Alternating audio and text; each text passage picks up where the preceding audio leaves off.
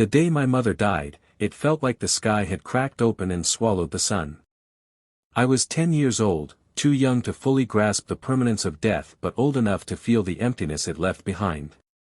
My father, Daniel Carter, wasn't the emotional type, but I could see the way grief wore him down. He didn't cry, not in front of me, but his silence became heavier, his presence colder. Then, just a year later, he married Olivia.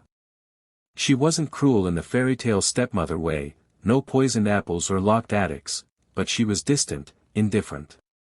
She never tried to replace my mom, which at first, I appreciated. But as time passed, I longed for any warmth from her, some sign that I wasn't just a burden she had to tolerate. I spent years trying to please her. I cleaned up without being asked, got good grades, kept out of trouble. But Olivia remained unreadable, never affectionate, never harsh, just there. My father, on the other hand, grew more detached, drowning himself in work and avoiding conversations longer than a few minutes. I felt like a guest in my own home. And then, when I turned 18, everything I thought I knew about my life shattered. It started with an old box in the attic.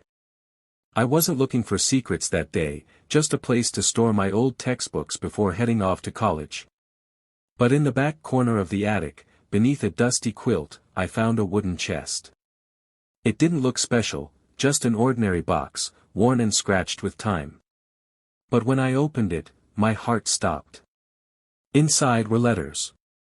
Dozens of them, all addressed to me. I picked one up, the paper fragile and yellowed.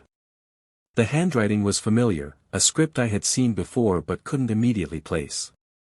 My hands trembled as I unfolded it. My dearest Evelyn. If you are reading this, then the truth has finally found its way to you. I have loved you since the moment I knew you existed, but I had to leave you behind. It was the only way to keep you safe.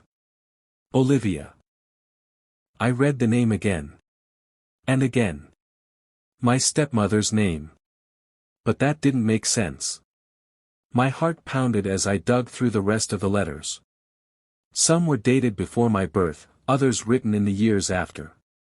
Each one pieced together a truth I never saw coming. Olivia wasn't my stepmother. She was my real mother. I confronted Olivia that night. She was in the kitchen, washing dishes, her posture as rigid as ever. When she turned to face me, I saw something I'd never noticed before, hesitation. As if she already knew what I was about to say. I found the letters, I said, my voice barely above a whisper. For the first time in 8 years, I saw her facade crack. Her hands clenched around the dish towel, and she exhaled slowly, as if bracing herself for impact. Who are you? My voice shook. What are you to me? She didn't answer immediately. Instead, she walked to the dining table and sank into a chair. Sit down, Evelyn. I didn't. I needed answers, not small talk. Tell me the truth. She closed her eyes for a moment before meeting my gaze. And then, she said the words that unraveled my entire existence. I am your mother. The room spun. I gripped the edge of the table, trying to steady myself. No. That's not possible. My mother died. When I was 10. She nodded, pain flickering across her face. That's what you were told. That's what I had to let you believe. I shook my head. Why? Why would you lie? Why would he lie? Her expression hardened at the mention of my father. Or rather, the man I had thought was my father. Because Daniel Carter isn't your real father. A cold chill ran through me. The truth, the real truth, came pouring out like a flood.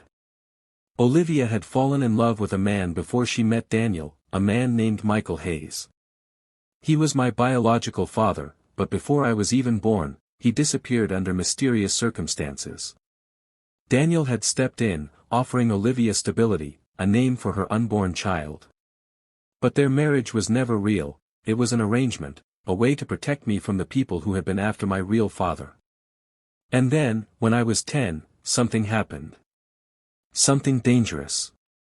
Olivia was forced to disappear, to let the world believe she had died. She had to leave me behind to keep me safe. When she returned a year later, she did so as someone else, the distant, cold stepmother I had come to resent. I couldn't process it all at once. The betrayal. The loss. The love I had craved from her, all the years wasted in silence. But as the days passed, anger gave way to understanding. She had never stopped loving me, she had sacrificed everything to protect me. And Daniel? He wasn't my father, not by blood. But he had raised me, given me a home, even if it was built on lies. I wasn't sure where I belonged anymore. But for the first time in years, I wasn't alone. I had found my mother again. And that was a start.